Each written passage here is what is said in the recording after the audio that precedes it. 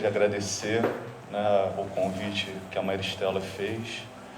Estou muito feliz, fui muito bem acolhido aqui na casa. E que a gente possa trazer um pouquinho dessa palavra que está tão, não vou dizer em desuso, né, mas está um pouco fraca. A gente está precisando de um pouquinho mais dessa fé que a gente tem aqui no capítulo 19 do livro Evangelho segundo o Espiritismo. Bom, além de agradecer a oportunidade de estar aqui,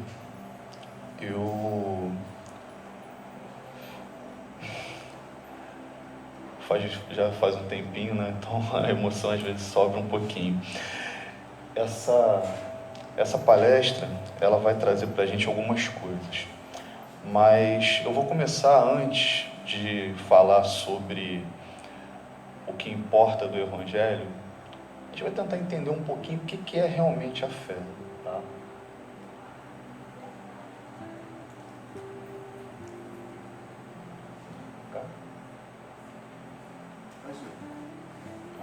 O que é fé? Então, na etimologia, como vocês podem colocar, como podem ver ali, né, a origem da palavra fé, ela vem do latim, fides, e significa crença. Crença é uma coisa que a gente não tem como palpar, não é verdade? No dicionário online, confiança, crença, credibilidade. Bom, se eu creio, se eu tenho confiança em alguma coisa, e se essa coisa me traz credibilidade, eu passo a acreditar. Então eu passo a desenvolver um pouquinho desse sentimento, porque a fé é um sentimento. Ela vai ser ampliada, ela pode já vir latente conosco de outras vidas, e nós podemos, de acordo com as coisas que nós vamos fazendo e absorvendo no dia a dia, irmos gradando e aumentando essa fé. Em uma live eu ouvi um pastor dizer que a fé ela tem 3 estágios. Ela tem o estágio de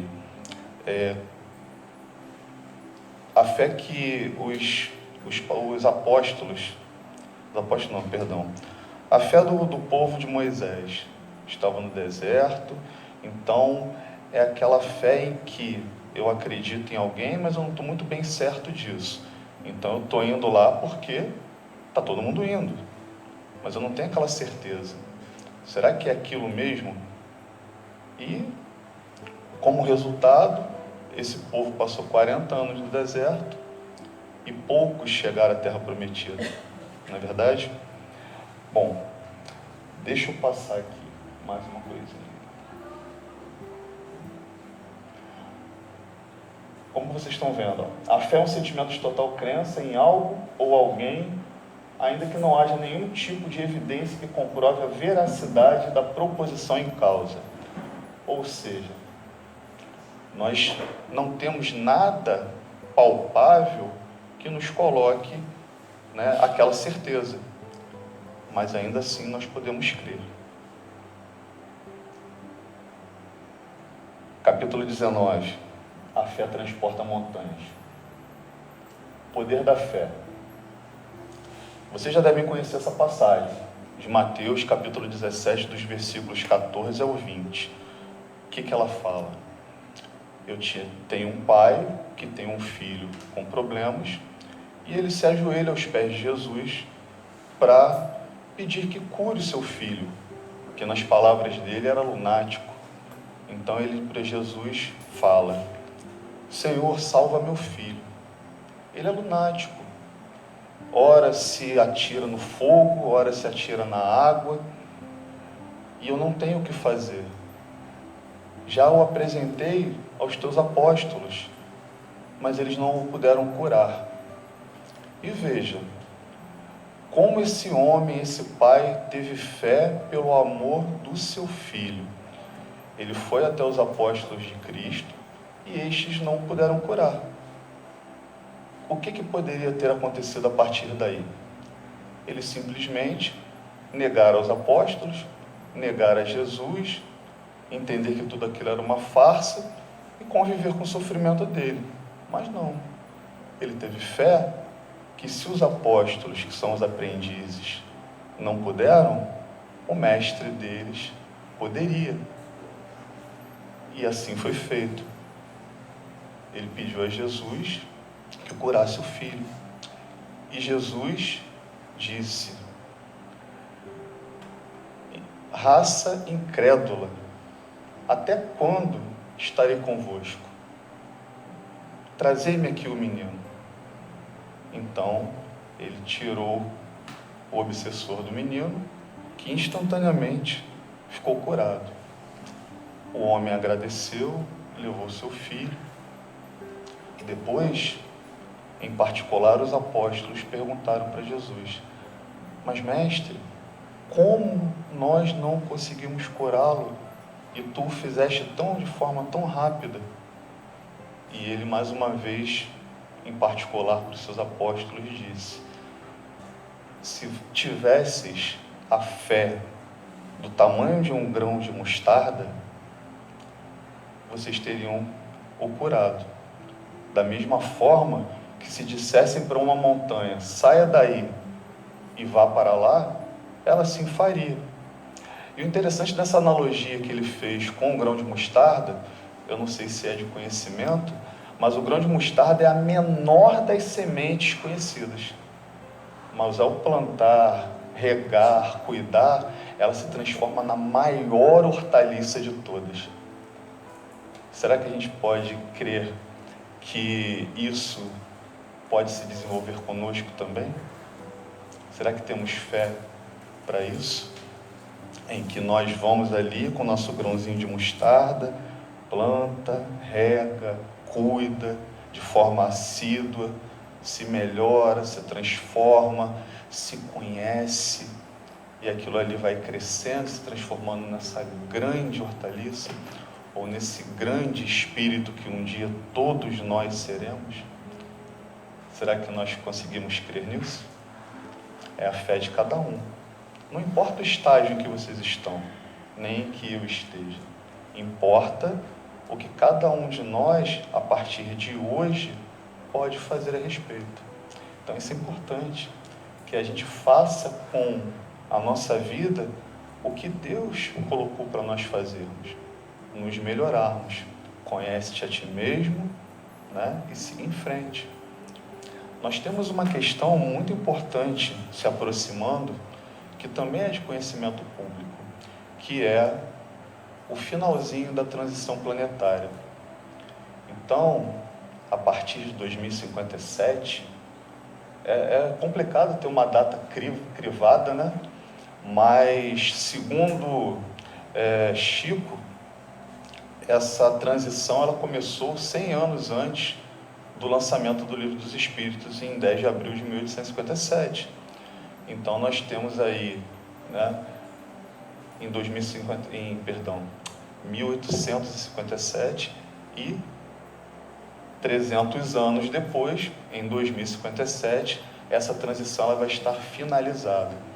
Ou seja, a partir desse momento, só estaremos aqui na Terra aqueles que estão propensos ao bem, já deixaram esse homem velho para trás. Deixaram o egoísmo, o orgulho naquela sua maior acepção, ou seja, aquela em que você só se aproveita para proveito próprio e não se importa com as pessoas. Então, olha que coisa boa, se você se importa com as pessoas, se você pratica caridade, se você procura se melhorar, você pode continuar. Então, mãos à obra. Será que não é tarde? Alguns de vocês podem perguntar. Não. Lembra da parábola da vinha? Os trabalhadores da última hora? Foi dado a eles o mesmo que aqueles que já estavam na vinha trabalhando há muito tempo. Por quê? Se a gente lembrar, na cruz, um dos algozes de Jesus que estava ali, né, em outra cruz ali com ele, pediu perdão, reconheceu seus pecados, e Jesus falou para ele: ainda hoje estaremos juntos no reino dos céus. Então, última das últimas horas, poucos momentos antes de desencarnar. Mas será que a gente precisa esperar até lá? Será que a gente precisa esperar realmente o derradeiro acontecer para a gente, nossa, caiu a ficha, deixa eu tentar mudar agora no último minuto? Apesar de que isso também, com toda a fé, pode ser feito. Mas eu acho que quanto mais tempo a gente se dedicar a cultivar esse bom sentimento, essas boas ações, melhor para todos. Olha quanta gente a gente pode ajudar, quanta gente a gente pode ter junto conosco no caminho, não é verdade?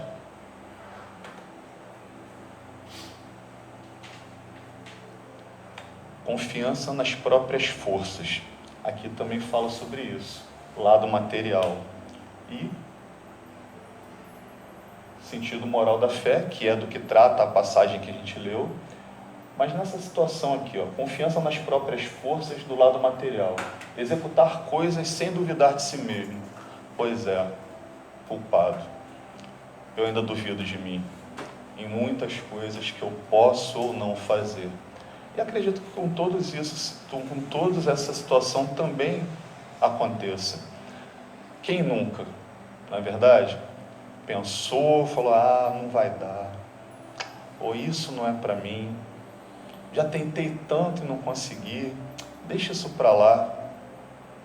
E isso se dá na sua vida pessoal, na sua vida familiar, que é um desperdício, na sua vida profissional, e a gente continua duvidando da gente mesmo. Essa fé, ela está um pouquinho abalada. Será que a gente vai conseguir chegar na fé inabalável, que vem de dentro com todas as forças do nosso espírito?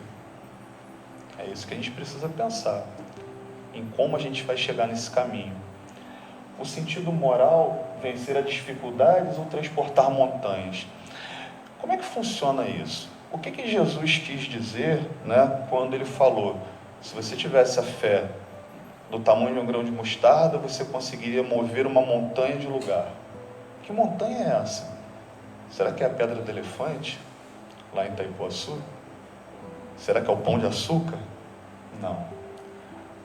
A montanha, ou as montanhas que estão na nossa vida todos os dias, são as nossas dificuldades, são as nossas mazelas, são os nossos maus pendores.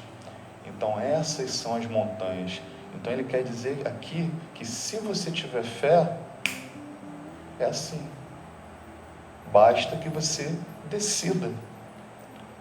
Mas por que nós não decidimos? Porque a gente ainda está apegado aos, vamos dizer assim, prazeres do mundo.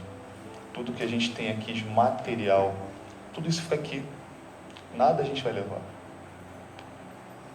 O meu carro hoje, quando eu sair daqui, eu espero que ele consiga me levar para casa, mas eu não vou levar ele para mim depois, que eu for para o mundo espiritual. Então ele vai ficar aí.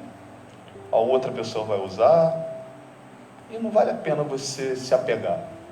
A gente precisa ter convicção disso, tá?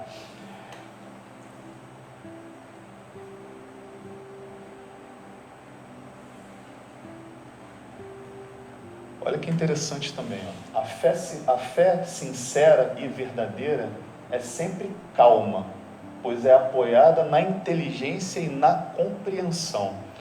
Então, todas as vezes que a gente tem tranquilidade para resolver um assunto, é porque a gente confia que aquele assunto pode ser resolvido por nós. Olha a nossa fé aí agindo. Quando a gente tem dúvidas, será? A nossa fé já fica um pouquinho mais abalada. Então, em alguns casos, a gente não consegue. Então, se a gente tiver calma na resolução, se a gente se preparar, o que é se preparar?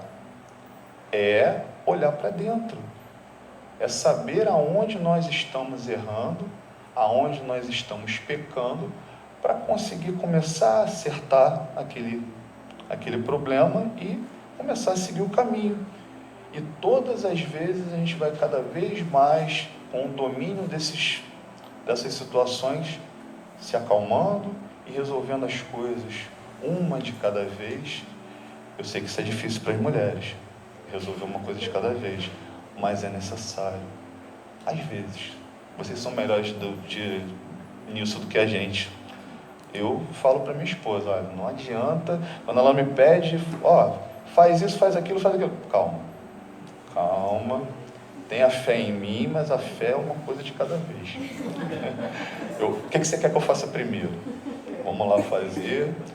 Aí depois, às vezes, eu tento enrolar ela e não faço o resto. Mas ela sabe, por isso que ela me dá logo a lista. É igual ir ao mercado. Se você for para o mercado sabendo tudo de cabeça, só uma mulher consegue. O homem não consegue. Eu vou com a lista, eu vou com tudo anotado.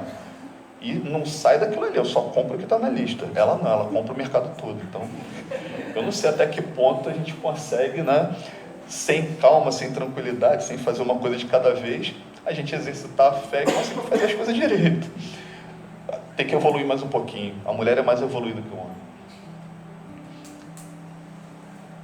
Agora, isso também é importante. Às vezes eu sou tão seguro de mim, com as coisas que eu vou fazer, está tão tranquilo, que às vezes esse sentimento ele descamba um pouquinho para uma coisa que não é legal. Eu tenho tanta confiança, tanta fé em mim mesmo, e não é fé, né? É só confiança e acaba sendo o lado material, que eu acabo, às vezes, sendo presunçoso. Isso está tudo sob controle, vou dominar, vou fazer, não vai dar nada errado. E às vezes a gente não se prepara se der errado. É bom, eu tenho fé que vai dar certo, vou fazer tudo para dar certo, sei a receita para dar certo, mas e se não der certo? Será que eu vou aceitar? Jesus diz para a gente se contentar com as coisas que Ele nos dá. Às vezes você tem tudo planejado, mas será que esses são os planos de Deus para você, naquele momento? E como é grande a frustração quando os nossos desejos não são atendidos, não é verdade? Então, a gente não está preparado para a frustração. De repente, não está preparado para fazer uma coisa de cada vez, se embaralha todo e coloca tudo a perder. Aí fica lá triste, amuado, murmurando. Não pode murmurar, né? Tem que aceitar sem murmurar, não é isso? E se a gente conseguir fazer isso, Deus tem um presente para nós. Às vezes aquele pequeno docinho que estava ali para a gente, que a gente queria tanto, ele vai ser superado mais lá na frente com a entrega para a gente de um bolo grande, confeitado. O que é um brigadeiro em frente de um bolo, não é verdade? Dá para você se fartar bem mais com bolo, né? Então, nem sempre o que a gente acha que a gente perdeu, realmente a gente perdeu. Muitas das vezes a gente tem uma situação preparada muito mais importante ali na frente. Basta que a gente tenha paciência, basta que a gente tenha fé. Não é verdade? A fé aliada à humildade, a fé é aliada da humildade. E quem a tem, deposita mais confiança em Deus do que em si mesmo. Palavra-chave. Então, estou com dúvida? Minha fé está um pouco abalada? Ou então, eu estou confiando tanto em mim que, eu quando era adolescente, eu falava muito para minha mãe que quando ela fala, meu filho, calma, vai devagar, não, vai dar tudo certo, eu só posso confiar na força do meu braço, tudo que eu faço, tudo que eu boto a mão. Eu já falei isso para minha mãe. Olha que engraçado lembrar disso agora. Mas o que a gente deve fazer? A gente deve confiar mais em Deus e no que Ele tem para nós do que em nós mesmos. Isso é fé no que a gente não pode pegar. Por que a gente confia tanto na gente? Porque eu tenho as mãos, eu posso pegar. Então eu vou fazer, eu estou vendo aqui, eu estou organizando, eu estou seguindo, eu estou confiando em mim no que eu estou vendo. E o que eu não estou vendo, o que eu não sei, que nenhum mentor conseguiu me intuir, porque eu estou tão ligado aqui que ele fala, às vezes o mentor para do seu lado e fala, não, para com isso, não é agora não, vai para cá. Você está ali, né, tão vidrado naquela situação. Então a gente precisa confiar mais em Deus, sempre, em todas as situações, principalmente nas situações que nos angustiam, do que em nós mesmos. Então, se tiver tudo certinho, o mentor, algum amigo espiritual vai colocar ele, vai, pode seguir que vai dar certo. E aí você se enche de confiança e vai. Mas pede o caminho, pede a orientação primeiro.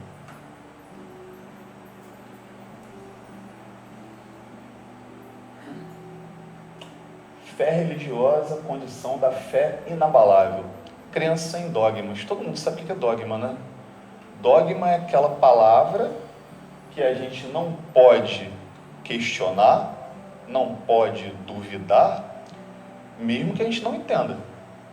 Então, ponto fundamental ou mais importante de uma doutrina religiosa, que se apresenta como algo indiscutível ou inquestionável. Nossa, é forte isso, né? Será que tudo é indiscutível? Será que tudo é inquestionável? Não, a gente está aqui na condição de aprendiz, então a gente pode questionar qualquer coisa, porque questionando a gente compreende. Se a gente não compreender, a lição não é aprendida, a lição não é absorvida, a gente não consegue dar o próximo passo. Então é necessário que a gente questione, discuta, entenda, aprenda, se esforce. Ponto de vista religioso, a fé é a crença nos dogmas particulares que constituem as diferentes religiões. Então, o dogma, ele precisa ser questionado. O que acontece no Espiritismo? Você tem um fato e você tem uma explicação do fato. Uma coisa que é palpável para que você consiga, usando o seu raciocínio que Deus te deu, isso faz sentido. Ou, não, isso não faz sentido. Porque Deus deu a vocês, a todos nós, a capacidade de pensar, de raciocinar.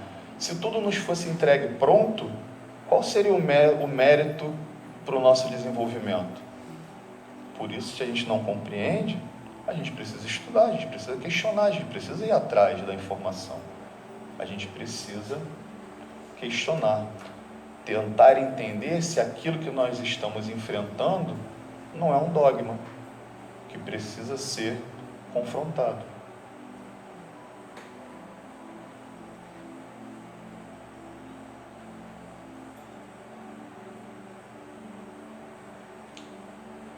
Essa é a boa. Fé religiosa, condição para a fé inabalável. Só tem que tomar cuidado com essa, porque eu posso estar com uma fé inabalável, mas ela está completamente errada. Fé cega é o extrapolar, o ser fanático. Então, é aquela que aceita sem controle, sem examinar fundamentos, o falso como sendo verdadeiro, e se choca a cada passo contra as evidências e a razão. Então, o que vai acontecer com essa fé cega em algum momento? Pode demorar, ela vai cair, ela vai ser derrubada pelas próprias evidências da razão. Então, a gente precisa ter controle. Olha o que ele fala ali, sem controle não dá. A gente precisa examinar os fundamentos daquilo que a gente está aprendendo, daquilo que a gente está procurando entender, para que consiga fazer sentido dentro da nossa mente e nós darmos adiante nessas propostas. Então a gente precisa de novo exercitar e raciocinar em cima, questionar o dogma, discutir o dogma. Vamos lá, discutir qualquer coisa que seja importante para o nosso aprendizado, principalmente as nossas atitudes, com relação a tudo. Na nossa família, no nosso trabalho, no trânsito. Quem nunca, né? Você me fechou! Vai! Não, vai não. Respira fundo, vai com Deus, mano. Aí o marido, a esposa chega em casa daquele jeito.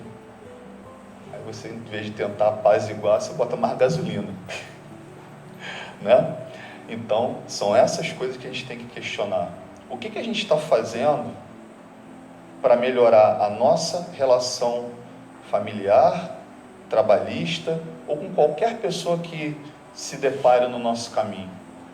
E aquelas que estão com a gente todo dia são as mais difíceis, porque são aquelas que estão destinadas a nos prover a mudança.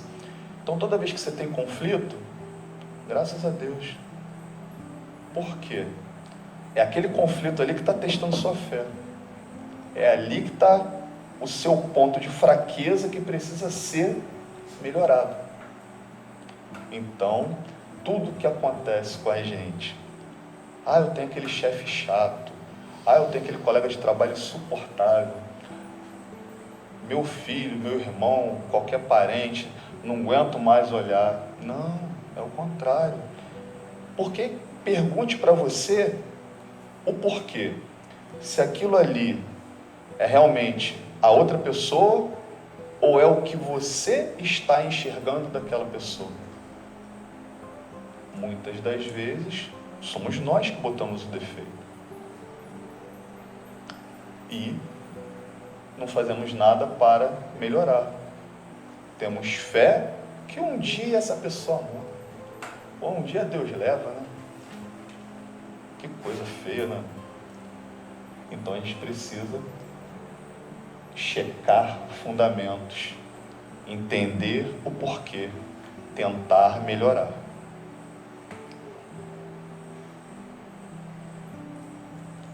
Fé cega leva a excessos, como a gente tinha falado, produzindo fanatismo.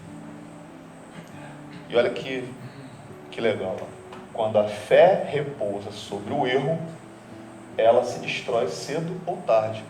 Então, é real, está aqui, capítulo 19 do Evangelho segundo o Espiritismo.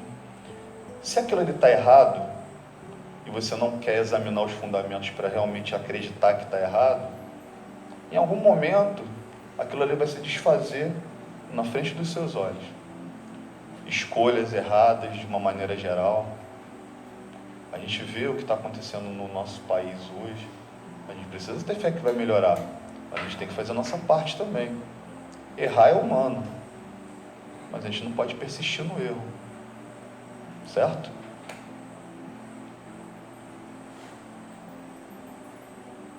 Fé raciocinada. Está aí a fé, a condição da fé inabalável que o Espiritismo nos faculta. Raciocinar. Né? A fé raciocinada é aquela que se pauta em examinar os fundamentos, pautada na verdade, na razão ou raciocínio. Ou seja, qual é a mola mestra para a sua fé ser inabalável? Você acreditar nela. Você entender que tudo aquilo que você está observando, né, fazendo a sua examinação, ela é correta. E por isso, ela vai te levar até a verdade. Então, a gente precisa estar sempre preparado para isso. Olha lá as perguntas. Por que eu faço isso? Qual a razão de isso acontecer assim? Essas perguntas são legais. Por que eu estou fazendo isso? Por que eu me comporto dessa maneira? Por que eu, sempre que aparece essa pessoa e age de determinada forma comigo, eu reajo dessa outra forma que eu não queria, mas eu não consigo evitar? Isso é importante. É olhar para dentro de você para saber até que ponto aquilo ali te afeta e como você pode virar essa chave. É o grãozinho de mostarda germinando. Agora, mereço isso ou é castigo de Deus? Vamos tirar a segunda parte? Merece. Tudo que você passa, tudo que eu passo, tudo que nós passamos. Lembra que aqui ainda é um planeta de provas e expiação? Ou seja, resgate de débitos, tentar não fazer novos, resolver tudo, né? Melhorar o homem velho de dentro de si e aí estar pronto para seguir para frente, para o mundo de regeneração. A partir de 2057, hein? Não esqueçam. Já está chegando. Nunca é castigo de Deus. Sempre é a nossa escolha. Nós temos livre-arbítrio. Tivemos em outras encarnações. Estamos aqui resgatando tudo que nós passamos ou fizemos em outras vidas. Qual o cuidado que a gente deve tomar ao tentar não angariar novos débitos? Bom, se eu tenho problema com essas pessoas, eu tenho que tentar resolver o problema. E as pessoas que eu não tive contato ainda, que eu terei, vou fazer de tudo para não angariar nenhuma nova inimizade, nenhum outro débito, para a gente poder equilibrar a conta. E uma das melhores formas é perdoar. Primeiro a si mesmo, porque o erro também foi nosso. E segundo, a quem quer que seja, tentar enxergar aquela pessoa como um companheiro de jornada, não como um adversário. Perdoa, segue em frente. E perdoar não significa, agora você vai ser meu melhor amigo. Não. Significa seguir em frente. Não deixar mais que aquilo ali te consuma por dentro.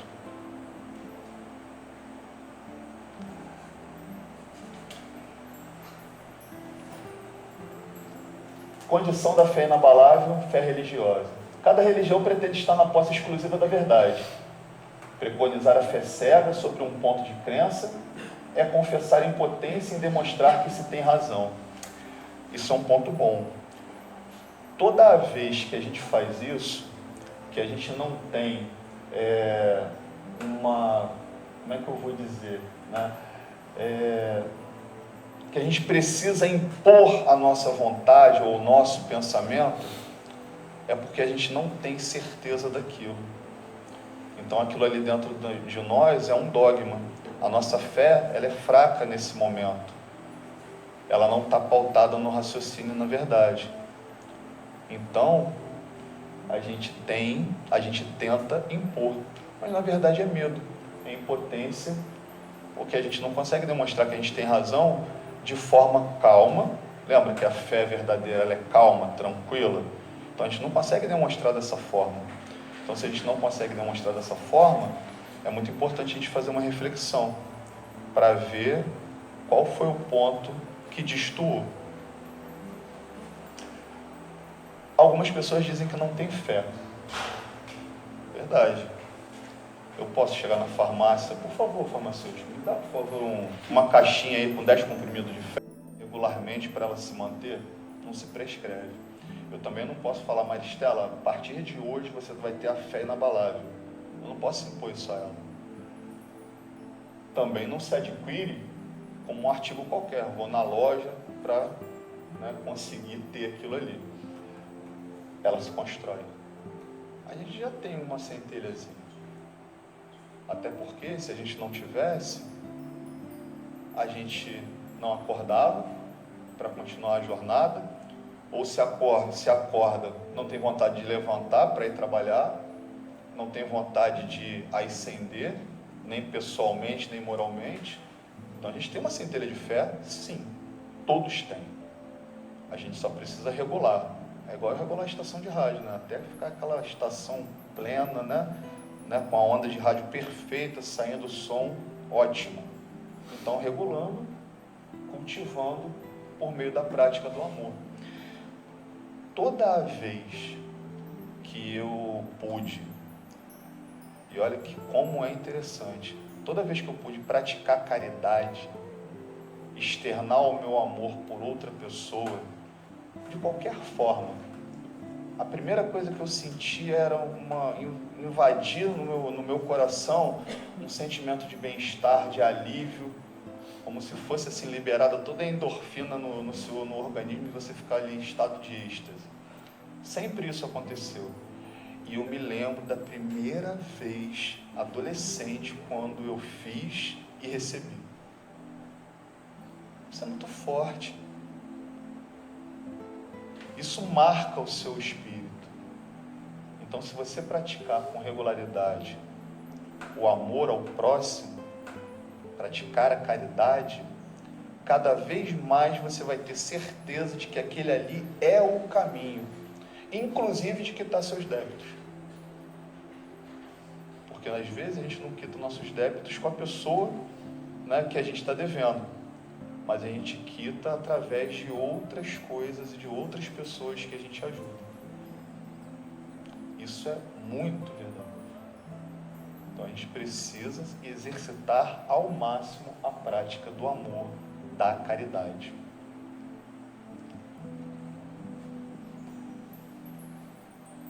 Olha isso aqui.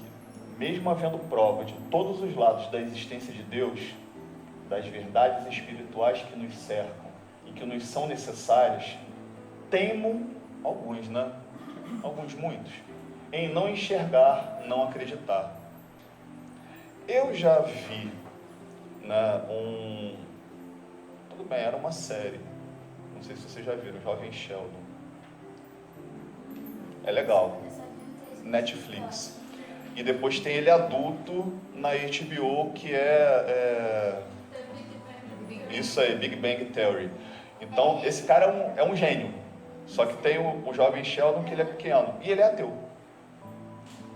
Mas a família dele toda é religiosa. Teve uma vez que a mãe dele estava triste lá, com a fé dela abalada por alguma coisa que aconteceu na congregação dela, e ele falou para ela que não se preocupa, vai dar tudo certo. E ela perguntou, mas você não acredita em Deus? Por que você está me convencendo, tentando me convencer que Deus existe? Bom, como ele era um cientista, jovem cientista de 11 anos na faculdade, né, ele disse que é muito simples. Dada a complexidade do universo, faz todo sentido que haja alguém que criou tudo isso. Um ateu. Pode até ser figurado na série, mas existe gente que pensa assim também. Então, existe toda a condição na razão para mostrar que Deus existe. Que tudo que nós passamos está atrelado a tudo que nós já fizemos. Então, é tecnicamente possível provar.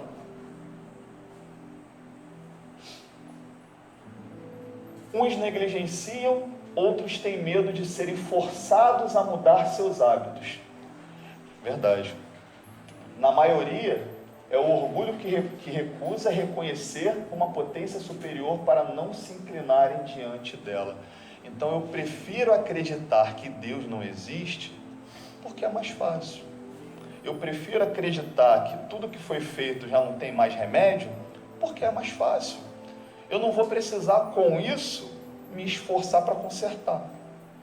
Não vou precisar me esforçar para mudar o que eu estou fazendo. Então sempre vai ser mais fácil a negação. A fé, para ser proveitosa, olha como é que a palavra vem, na hora correta.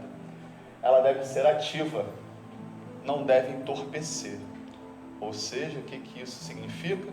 Que a gente deve estar buscando de forma incessante todas as respostas. A gente não deve deixar o nosso raciocínio se entorpecer pelas coisas que a gente visualiza no mundo terreno. Existem pessoas boas e existem pessoas que ainda estão um degrau abaixo. Mas todas elas são filhas de Deus e no momento oportuno em que for necessário, a chave vai virar, de uma forma ou de outra. Por que a nossa fé tem que ser ativa? Porque a gente vai buscar essa mudança em cima das nossas ações. Ou nós podemos esperar, deixar a vida nos levar e sermos confrontados em algum momento com o aprendizado pela dor. Só tem dois caminhos, ou é pelo amor ou é pela dor. Então, se a gente mantiver a fé proveitosa ativa, a gente vai buscar pelo amor. Se a gente nada fizer, deixar entorpecer, a gente vai, em algum momento, vai demorar mais, é óbvio, pela dor. provas e expiações. O que são as provas? Você, do outro lado, escolheu determinados caminhos para trilhar e determinadas dívidas para pagar de determinada forma. Mais ou menos ali um caminho trilhado. Só que você tem livre-arbítrio. Então eu posso chegar aqui, ter as intuições para fazer o que você mesmo programou, mas, quer saber? Vou para a praia. Não quero fazer isso agora não. Aí você perde tempo, continua perdendo, de repente assume novos débitos, porque tomou um caminho que não condiz com a razão, e aí perde aquela encarnação. Perde uma, perde duas, perde três, e aí, poxa, esse irmão não pode mais ficar para trás. Vamos fazer, né, em vez da prova agora, uma expiação. Teve uma vez que Chico, ele estava atendendo, e uma senhora falou: Chico, eu não sei mais o que eu faço, meu filho, ele tenta se matar toda vez. Aí ele perguntou para ela: senhora, a sua casa tem um rio atrás? Tem um rio atrás. Como é que você sabe? É porque os mentores estão me intuindo aqui. O seu filho, ele foi diagnosticado com uma mazela física e teve que perder os braços e as pernas, porque ele solicitou no mundo espiritual para passar essa expiação. Sabe por que aconteceu isso com ele? Porque ele sofreu em inúmeras encarnações o suicídio.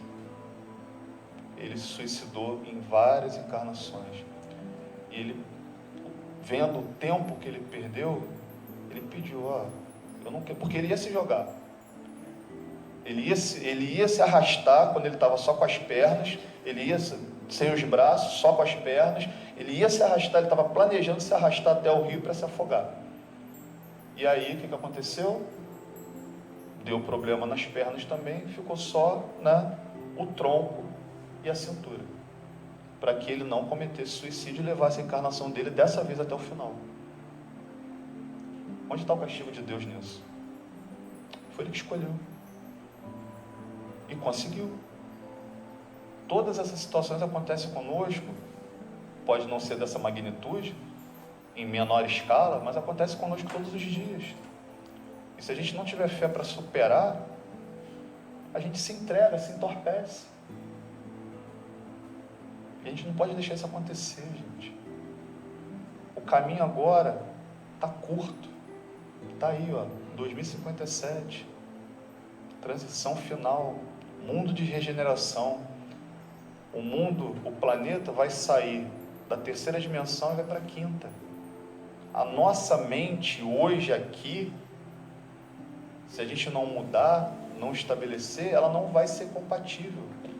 E a gente vai ter que ir para outro planeta, para outros lugares, de acordo com a nossa evolução espiritual. E aí a gente deixa a gente que a gente ama para trás. Da mesma forma que muitos vieram de capela para cá degredados, deixaram familiares, deixaram pessoas que amavam, mas não conseguiram fazer o caminho que precisavam para a própria melhora. Não é pelos outros não, é pela própria melhora. Então, se você não acreditar em você, não tiver fé em você, não buscar atividade para poder manipular essa ascensão em você, deixar virar a chave, buscar ali esses problemas que você vive no dia a dia, você vai ficar parado no tempo. E a Terra vai avançar, queira você ou não.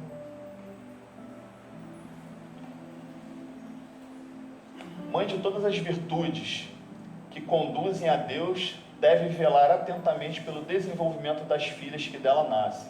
Que filhas? Esperança e a caridade. Então, fé, esperança e caridade são uma trindade inseparável.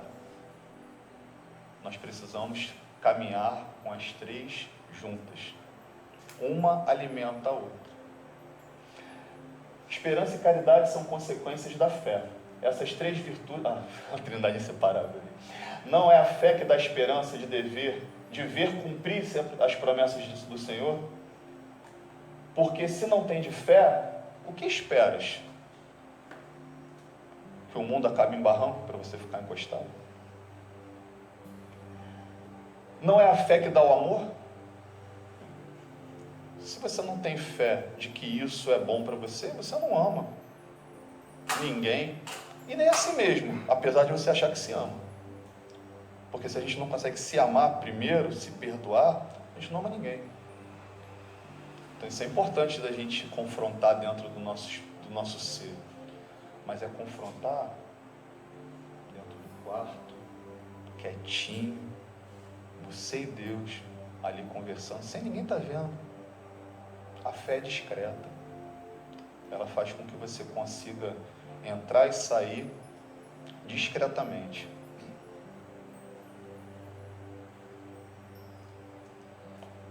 Tende, pois, fé em tudo o que ela tem de bom e de belo, em sua pureza e em sua racionalidade. Olha a racionalidade aí. Não admitais a fé sem controle, filha cega da cegueira. Amai a Deus, mas saber por quê. Por que você ama a Deus? Só porque disseram para você que o primeiro mandamento é amar a Deus sobre todas as coisas e ao próximo como a ti mesmo? Raciocine em cima disso. Amar a Deus porque Ele criou tudo. Criou você. Ele fornece tudo o que você precisa para evoluir. E amar ao próximo como a ti mesmo, porque se você se ama, você vai se querer bem. E olha, mesmo com todo egoísmo nosso, a gente não quer passar por situações ruins.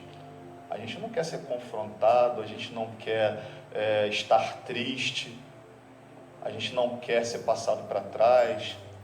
Então, por que a gente vai fazer isso com os outros? Então, façamos com o próximo o que gostaríamos que fizessem a nós. Amai a Deus, mas saber o porquê o amais. Crede em suas promessas, mas sabeis por que nela credes. Então, de novo, eu creio nas promessas que Deus tem para a minha vida. Eu sei que eu chegarei um dia, em alguns milhares de anos, aos mundos perfeitos como espírito puro. Mas, será que eu creio nisso mesmo? Por que eu não acreditaria?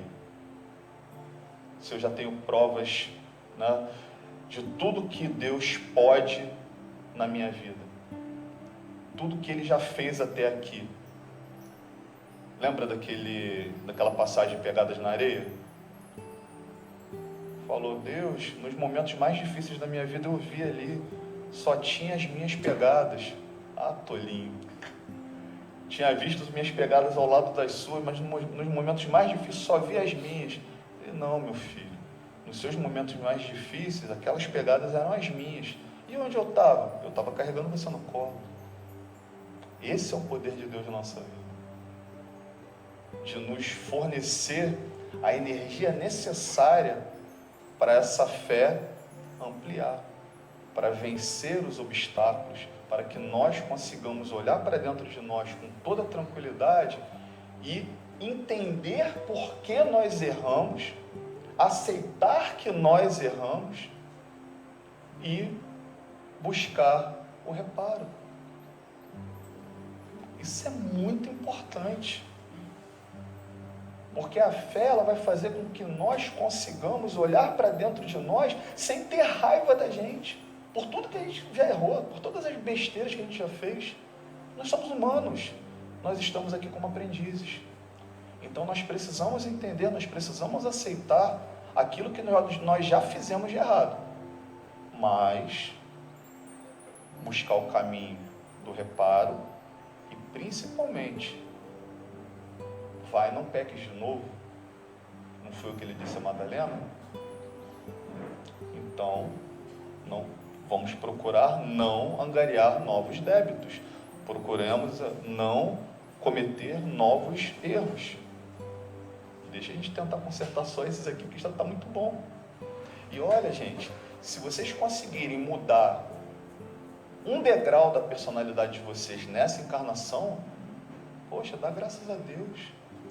Tem gente que ao invés de chegar aqui e dar um passo para frente, dá 4 para trás. e nem por isso Deus ou Jesus coloca aquela pessoa ali com, meu Deus, tá vendo? Sabia que não ia dar certo, vai embora daqui, meu filho. Não faz isso. Então, se a gente conseguir dar um passo, dá graças a Deus. Ele te permitiu, Ele te deu força. Você, através do seu esforço e com a ajuda dele, conseguiu. Porque a gente não vai conseguir cumprir ou externar nossas mazelas todas de uma vez só. Às vezes demora. Então, esse assunto é um assunto que ele se estende muito. Eu vou só passar aqui uma última palavra, só para a gente poder entender e terminar. Vamos lá. Ó. Não se turbe o vosso coração. Ou seja, não faça com que ele vire um turbilhão ou se desvie. Ok? Credes em Deus, crede também em mim, Jesus. João, capítulo 14, versículo 1. Tais palavras foram proferidas durante a última ceia de Jesus, antes do seu martírio e crucificação. Fazem parte do conjunto das derradeiras instruções que o Mestre prestou aos discípulos, cuja tônica é despedir-se dos irmãos e irmãs que lhe compartilharam a existência durante os 3 anos em que pregou o seu Evangelho, e também firmar mais uma vez o seu amor e compaixão por toda a humanidade, bons e maus. O inequívoco sentimento de esperança presente na exortação de Jesus, segundo o registro de João, manifesta-se na forma de um apelo que solicita aos seus seguidores manterem a fé na assistência do Criador Supremo e também nele, o Messias Celestial. Lembremos-nos de quando Jesus veio à Terra para fazer tudo isso que nós temos aqui como base da nossa sustentação, ele já era um espírito puro há mais de 4 bilhões de anos. Então a gente tem pressa de virar a chave de uma vez, de qualquer maneira? Não. Fé raciocinada, com calma e baseada sempre na razão dos fatos que você analisa. Muito obrigado.